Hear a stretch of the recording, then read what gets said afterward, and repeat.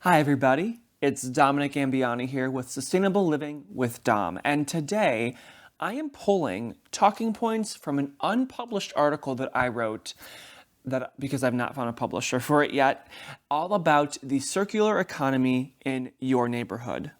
Now, the reason why I wanted to talk about this today is because I feel as a society we are constantly aware of our waste, our trash, our recycling, all of these things that impact us, our communities, and the planet.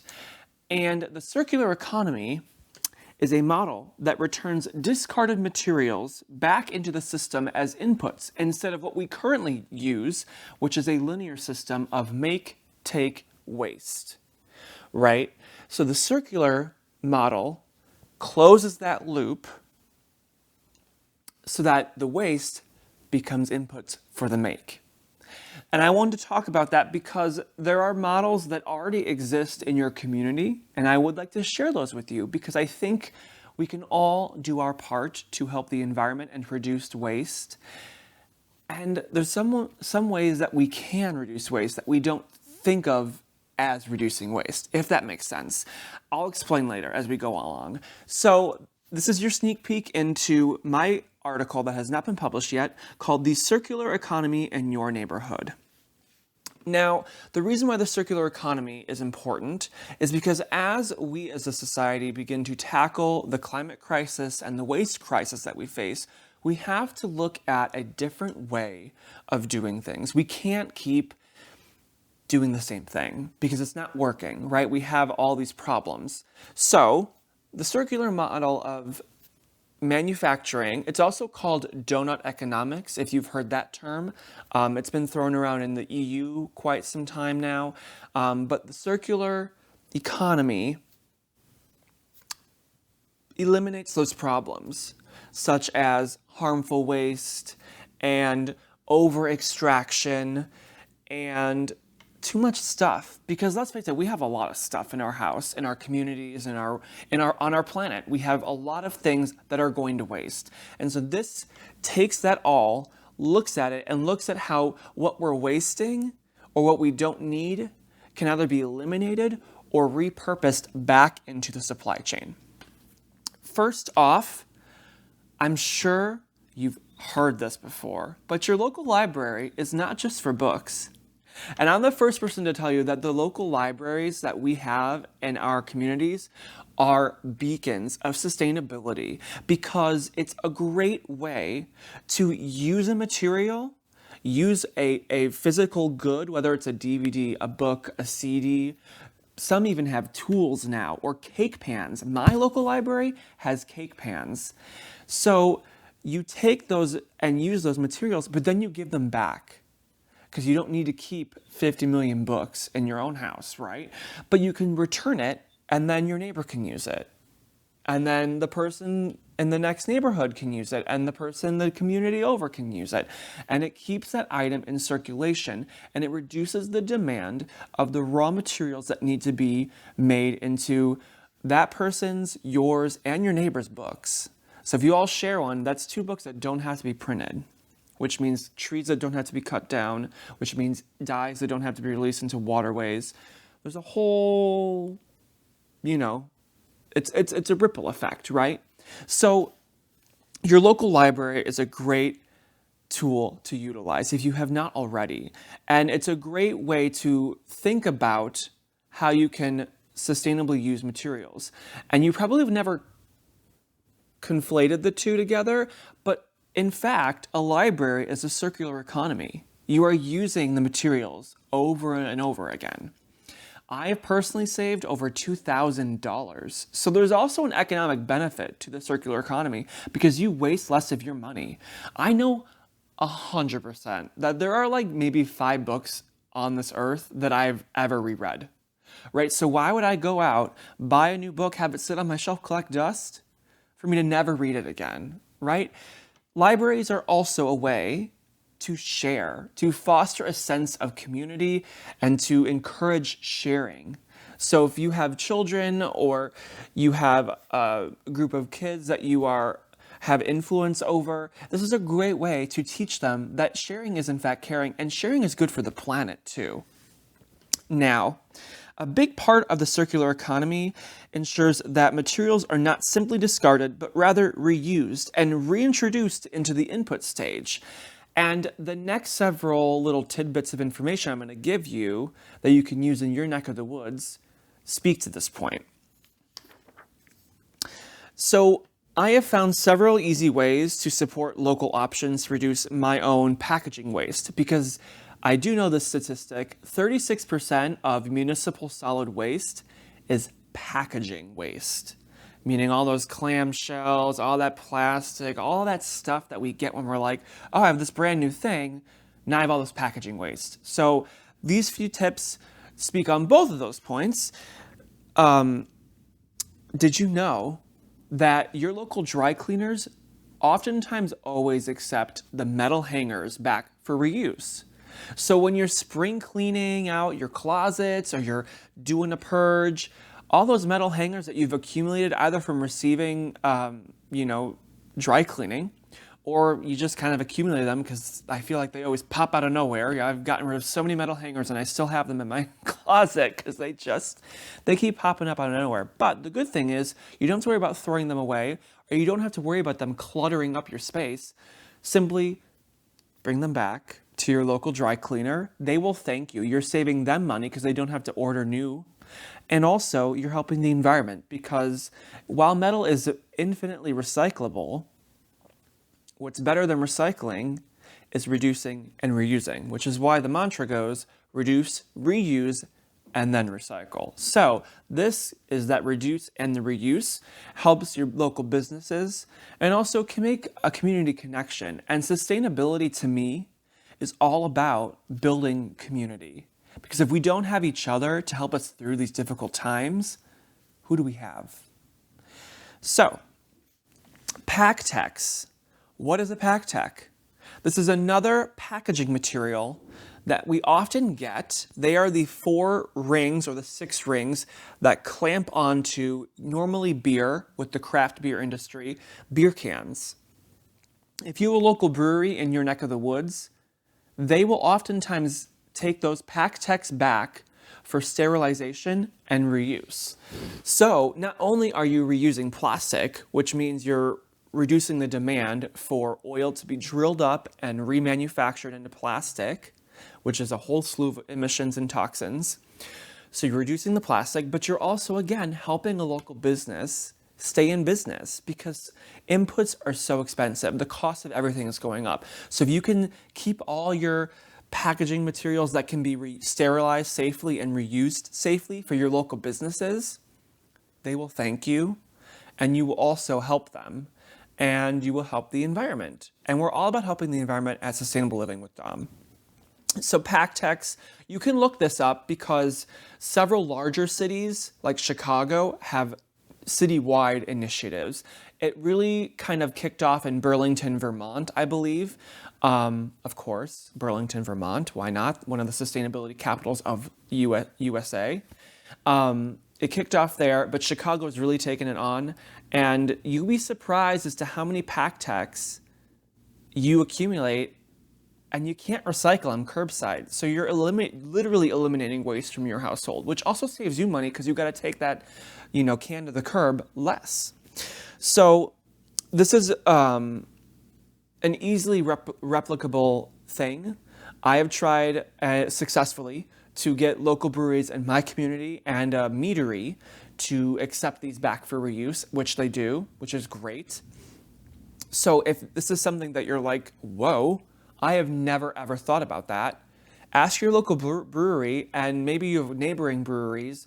Maybe they can all partner together and start a big social media campaign to take these back and get them washed and reused, because they are reusable. They really, really are. And another easy way to support the circular economy is to return berry containers and egg cartons to farmers markets, because they will often reuse them. And not the plastic ones, although you can ask about the plastic ones, but the little cardboard, the green ones, I'm sure we all know, especially now, that farmers markets are almost everywhere. You know, we've all seen these little wooden or green cardboard berry baskets, and those can be reused. I oftentimes will bring my own bag to the farmer's market, and when I buy berries, I just dump it in there and say, here you go. And they say, great, and they'll reuse it for next week. Again, you're helping a farmer, you're helping a local farmer, which is so important nowadays to help your local farmers because they really do take care of us all. But you're reducing your waste. And again, this is cardboard. So what's cardboard? Trees. So what are you doing when you're reusing cardboard? You're saving trees. And who doesn't love saving trees? Again, with the egg carton, same thing. That's a tree. So you're reducing and reusing that, and you're helping out your local farmers. So let's see, those are 4 packaging items. One is plastic, the PackTex. 2 are cardboard or plastic if you can ask about the berry containers. And then, or the egg cartons too.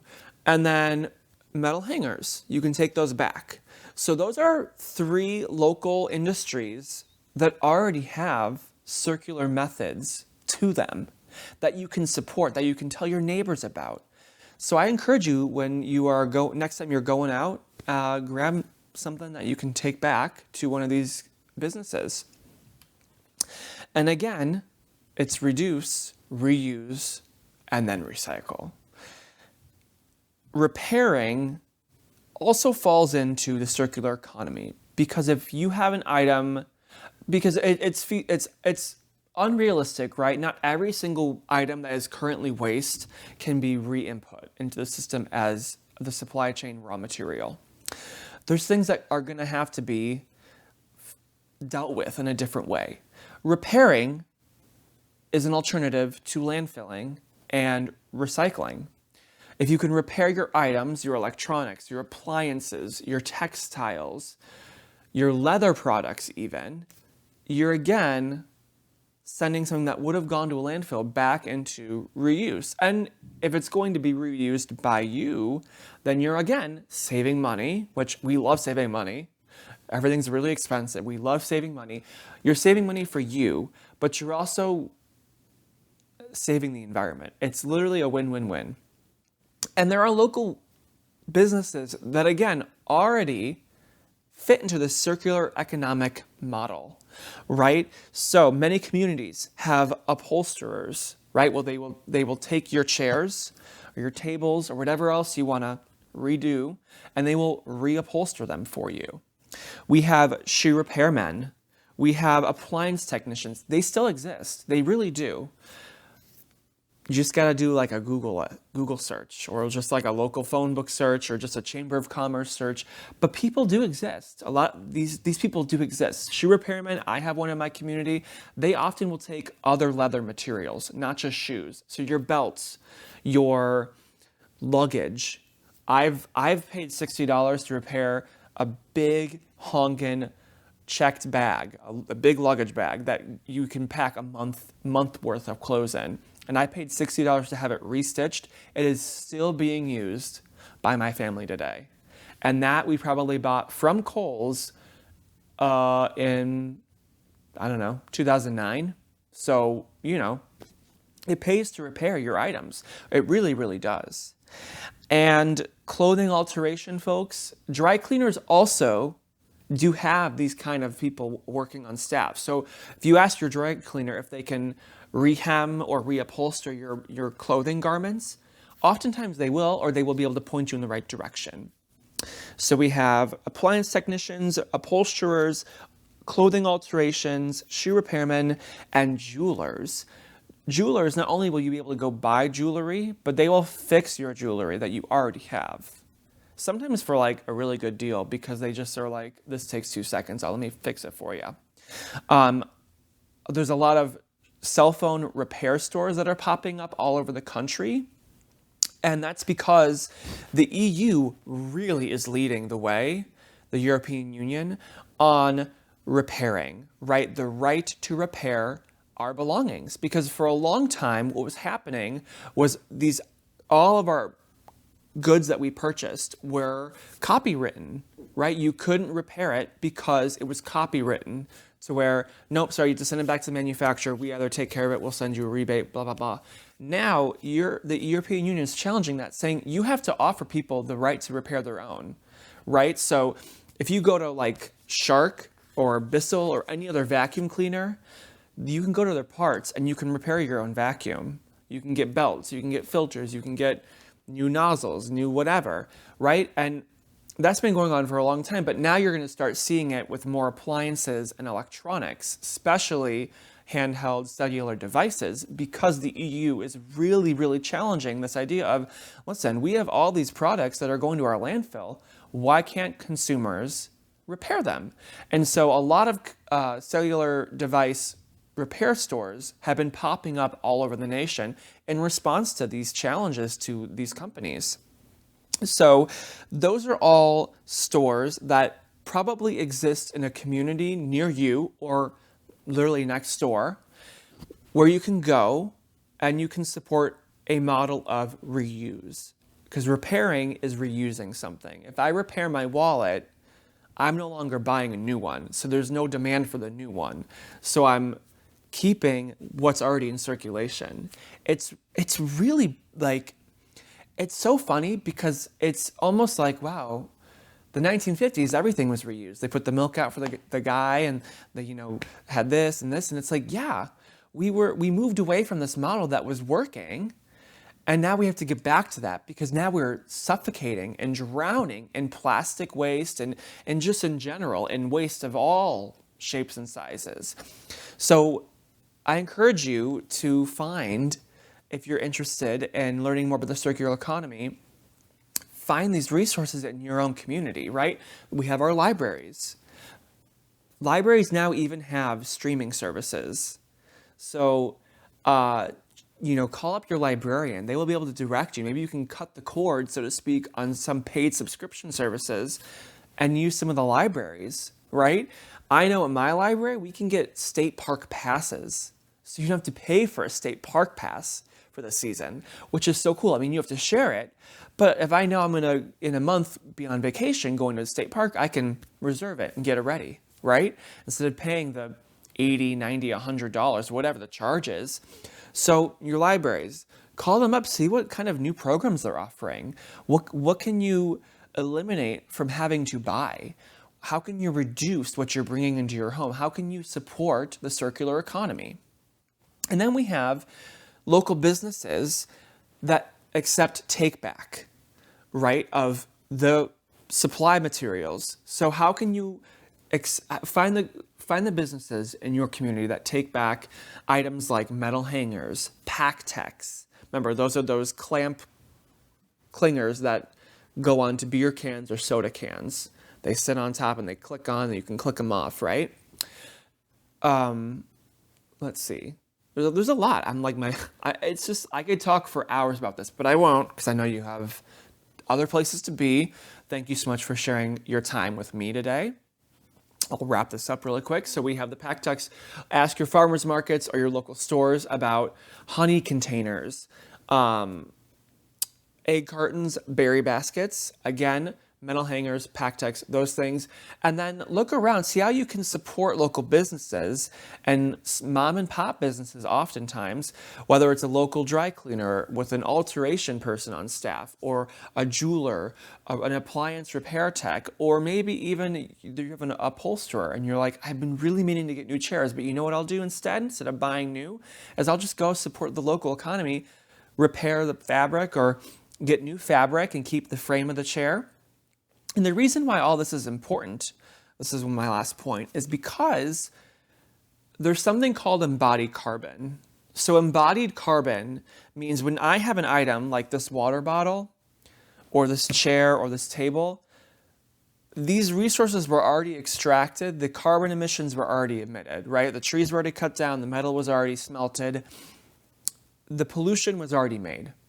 So the longer I can keep these materials in circulation and use, whether or not it's by me or my neighbor or whatever, then the less demand there is to cut down more trees, smelt and mine more iron ore to make more of this.